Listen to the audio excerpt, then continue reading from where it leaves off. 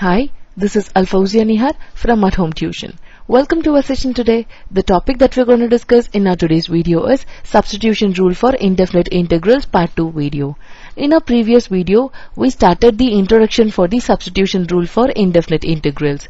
We also discussed the formula, the exact formula that we needed for the substitution, the U substitution. And also, we discussed the very basic examples of this topic. In the previous set of examples, the substitution was generally pretty clear. There was exactly one term that had an inside function, and so there was not really much in the way of options for the substitutions. Let's take a look at some more complicated problems to make sure we don't come to expect all substitutions are like those in the previous set of examples. So here are the example questions. Let us solve them step by step. Please look at the example questions. This is the second set of examples in this topic. Let us have a closer look at the first question. In this problem, there are two inside functions. Am I right? There is the 1 minus x that is inside the two trigonometric functions, and there is also the term that is raised to the fourth power. Actually, there are two ways to proceed with this problem. The first idea that many students have is substitute the 1 minus x away. There is nothing wrong with doing this, but it does not eliminate the problem of the term to the fourth power. That's still there, and if we use this idea, we would then need to do a second substitution to deal with that. The second and much easier way of doing this problem is to just deal with the stuff raised to the fourth power and see what we get.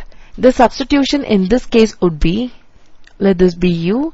So du will be, if you find this will turn into 0 and this will turn into minus sine 1 minus x dx. There are two things to note here. First, don't forget to correctly deal with the minus sign here. A common mistake at this point is to lose it. Secondly, notice that the 1 minus x turns out to not really be a problem after all, because 1 minus x was buried in the substitution that we actually used. It was also taken care at the same time. So the integral, this question would become, if you substitute u here, u raised to 4, and this is nothing but du. So negative sign, you have to use this, please don't miss this negative sign. So this integral can be written as integration minus u raised to 4 du. You can also take the minus sign outside. So if you find the indefinite integral, this would turn into minus 1 over 4 u raised to 5 minus 1 over 5 u raised to 5 plus c. As I mentioned in the previous video, we always have to make sure that we are going to back substitute the substitution we assumed at the starting of this example.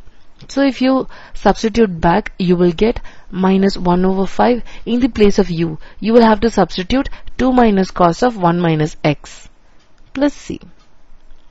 Does this make sense to you? As seen in this example, sometimes there will seem to be two substitutions that will need to be done. However, if one of them is buried inside of another substitution, then we will only really need to do one.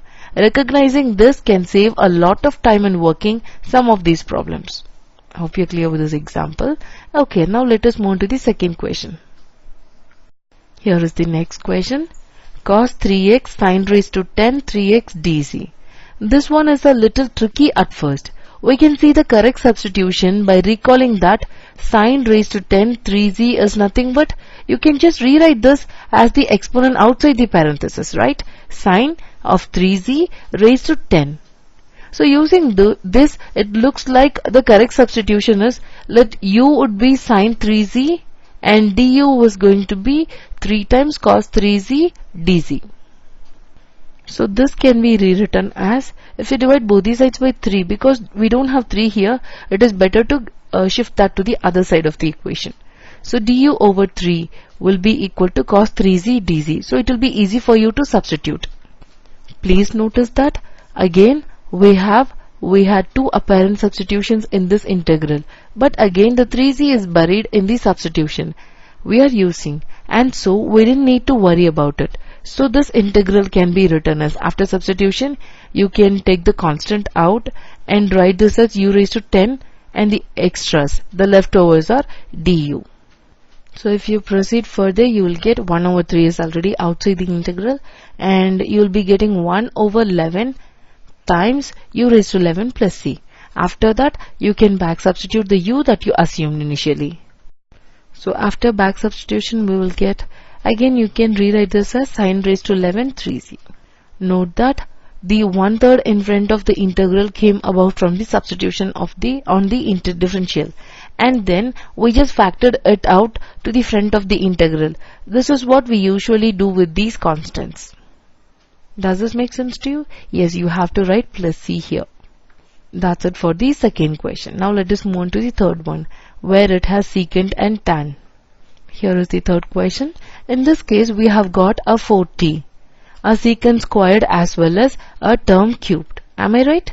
However, it looks like if we use the following substitution, the first two issues are going to be taken care of for us. So let u be 3 minus tan 4t. If you find du for this one, you will get negative 4 secant square 4t dt. So after doing the substitution, the integral is now, this can be written as negative 1 over 4 integral and u raised to 3 du. So if you proceed further, you will get negative 1 over 4 times 1 over 4 u raised to 4 plus c. It means negative 1 over 16 u raised to 4 plus c. Finally, as usual, I said you have to back substitute the u value that you assumed initially.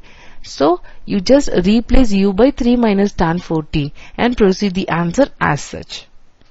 Please make sure that you mention the power 4 without fail.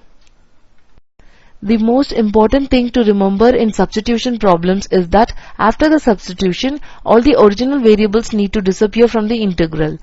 After the substitution, the only variables that should be present in the integral should be the new variable from the substitution. It is generally usually u. Note as well that this includes the variables in the differential. Okay. The next set of examples, while not particularly difficult, can cause trouble if you are not paying attention to what we are doing. So I'm going to take next set of examples in that way. Please look at this example. Do you see the question? Okay, we haven't seen a problem quite like this one yet. Yet, let's notice that if we take the denominator and differentiate, we get just a constant, and the only thing that we have in the numerator is also a constant. So this is a pretty good indication that we can use the denominator for a substitution too. So u can be assumed as 5y plus 4. Then du is going to be 5 dy, and dy is nothing but 1 over 5 du. So divide both the sides by 5, you'll get this. Now this integral can be written as 3, already 3 is there, take that out, over 5 integral and 1 over u du. This can be further integrated as ln of u, right? This formula is just like ln of modulus u. So 3 over 5 ln of modulus u plus c. Hope you're clear with this step. As usual, you're going to replace u by the assumption. Initially we assumed u equal to 5y plus 4. So back substitute the same thing. Remember that we can just factor the 3 in the numerator out of the integral, and that makes the integral a little clearer in this case. Hope you're clear with this example. Okay, here is the another example from the harder section. The integral is very similar to the previous one with a couple of minor differences. But notice that again if we differentiate the denominator, we get something that is different from the numerator by only a multiplicative constant. Therefore, we will again take the denominator as for a substitution. So let this be u, and du is going to be 10y dy. And if you rewrite that, you'll be getting y dy equal to 1 over 10 du. Just plug in and rewrite the integral and apply the integral, and finally substitute what u we assumed. Hope you're clear with this example. Please look at this example. Now this one is almost identical to the previous part, except we added a power onto the denominator. Notice however that if we ignore the power and differentiate, what's left, we get the same thing as the previous example. So we will use the same substitution here also. But please be careful in this case to not turn this into a logarithm. After working problems like this, the first two in this set of common error is to turn every rational expression into a logarithm, if there is a power on the whole denominator, then there is a good chance that it's not a logarithm. The idea that we used in the last three parts to determine the substitution is not a bad idea to remember. If we have got a rational expression, try differentiating the denominator. You can also ignore any powers that are on the whole denominator.